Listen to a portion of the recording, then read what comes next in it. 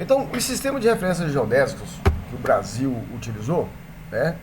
Vamos aí na sequência aí, o primeiro deles é o Córrego Alegre, né? Aqui, o Córrego Alegre. De 1949 até 1979. Então, né, durante praticamente aí 30 anos, né, desenvolveu-se muita cartografia nacional, né, e também cartografias estaduais aí baseado neste dado, né. Aí em 1979 faz a alteração, né, do referencial do Brasil, ou seja, sai de Córrego Alegre e passa para SAD 69, e o SAD 69 ele permaneceu até 2005, quando houve a alteração, né, do novo sistema de referência brasileiro, né, que passa a ser o SIGA 2000, que é o vigente, né. Nós estamos aí desde 2005 utilizando aí o sistema SIGA 2000, né. Então, durante um período aqui, ó, né, de adoção de mudança dos SIGAs, houve um período aí de transição, né, ou seja, você poderia ainda trabalhar em SAD 69, etc., não teria problema. Isso finalizou em 2015. Então, qualquer trabalho hoje, né, ele obrigatoriamente, por força de lei, teria que ser feito em SIGA 2000.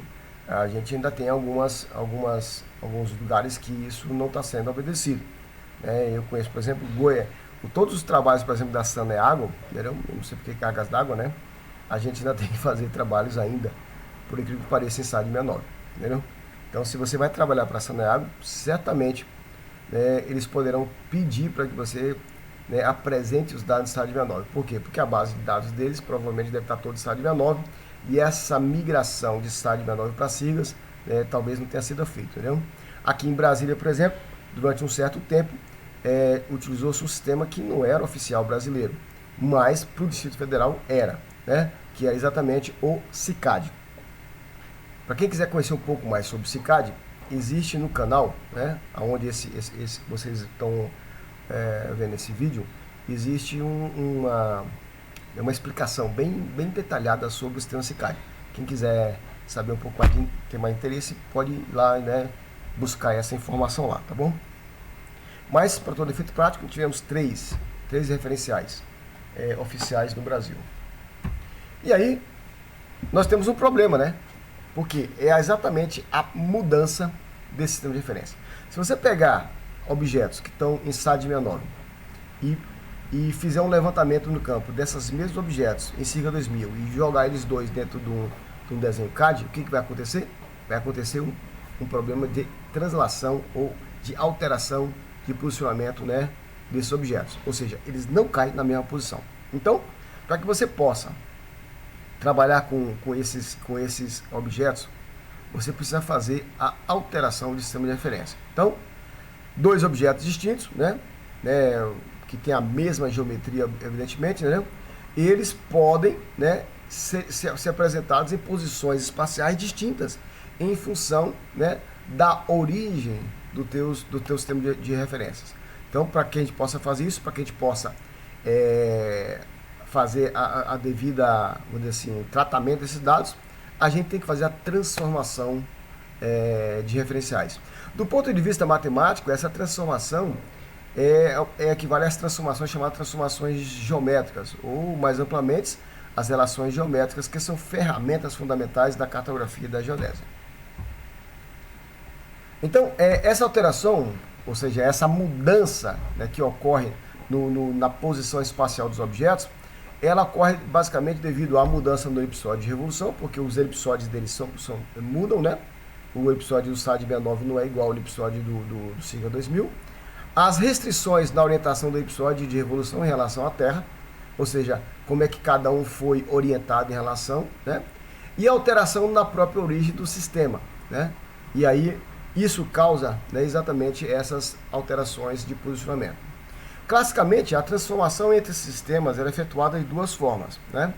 O uso das equações diferenciais simplificadas de Molenbeek, que é a metodologia que você utiliza esses parâmetros, 3 parâmetros de translação e a diferença entre os semi-eixos maior e o achatamento dos dois sistemas, aplicando aí a transformação diretamente das coordenadas curvilíneas do sistema de origem. A outra forma de fazer isso é o uso da fórmula de 3 parâmetros.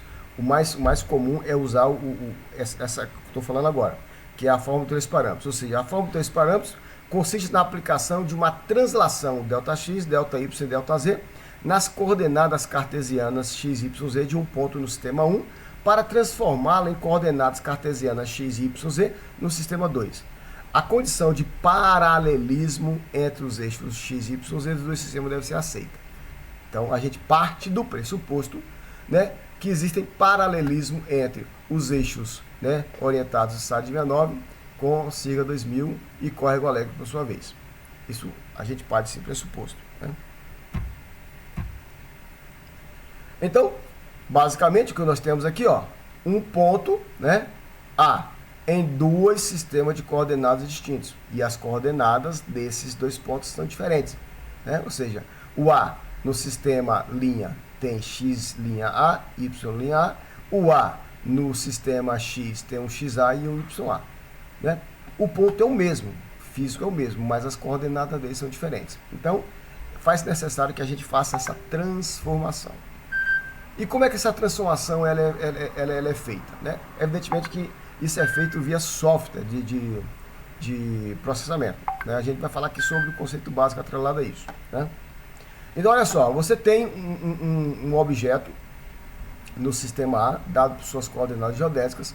Você pega as coordenadas geodésicas, transforma para cartesianas, e aqui você tem as cartesianas. Depois você pega as cartesianas e aplica a translação, ou seja, aplica os parâmetros de ΔX, ΔY, ΔZ. Ou seja, em termos práticos, é isso aqui, ó. Você tem o sistema A, dado o terno x, y, z, você aplica os parâmetros de translação que você conhece para encontrar as coordenadas cartesianas do sistema B, né? E aí, você obtendo as coordenadas cartesianas do sistema B, você aplica, né, a equação para transformar o sistema, as coordenadas cartesianas para geodésicas. E aí você tem geodésica A e aqui você tem geodésica B. Você evidentemente que quem faz isso são os softwares. Você praticamente não vê isso acontecer. Você simplesmente, né, diz para ele, olha, saia de SAD 69 e vá para siglas. Automaticamente o sistema já faz essa transformação e você nem percebe isso. Mas aqui, ó, você conhecendo geodésica no sistema A, você transforma para o geodésica no sistema B, utilizando esse processo. Outra forma de fazer essa transformação é quando você está com coordenadas planas, né? Então, para você transformar, né, as coordenadas planas de um sistema A para o sistema B, você segue basicamente quase que o mesmo fluxo anterior. Só que agora você tem que pegar coordenadas planas, transformar ela para geodésicas, depois de geodésicas transforma ela para cartesianas, e aí você translada, né, utilizando os parâmetros de translação.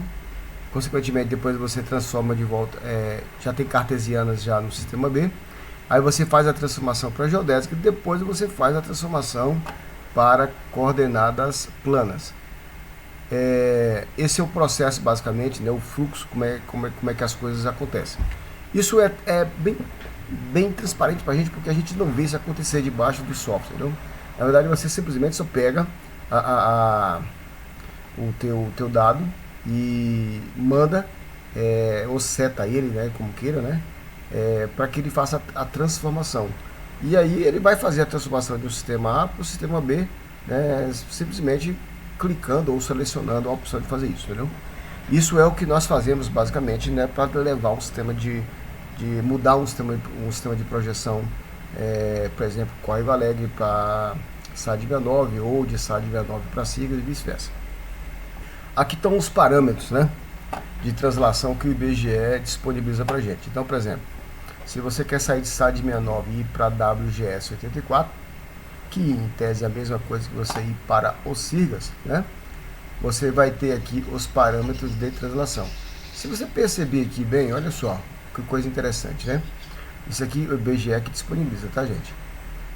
O parâmetro de translação do SAD 69 para o IBGE, para o WGS 84, veja que ele é um pouquinho diferente, ó, dos siglas. Existe aqui quase que uns 50 centímetros de diferença, né, no parâmetro de translação. em x, OY 4.37, 3.87. Então veja que o próprio IBGE ele nos dá parâmetros de translação diferentes. No entanto, quando você faz a conversão, né, de SAD69 utilizando ou esse parâmetro ou esse parâmetro, você praticamente chega na mesma coordenada. O impacto disso nas coordenadas geográficas ou nas coordenadas planas do TM é muito pouco, né? Não tem, praticamente não tem, né? Vamos lá, parâmetro de translação, né? Do córrego Alegre, por exemplo, para WGS34 e sigas. Você veja que existe uma pequena diferença. E se você for ver aqui agora, ó, WGS34 para sigas, olha aqui, ó, 0.478. Isso aqui na verdade é quase que a incerteza do centro de massa, né? Obtido pelo sigas, né? E obtido pelo WGS34.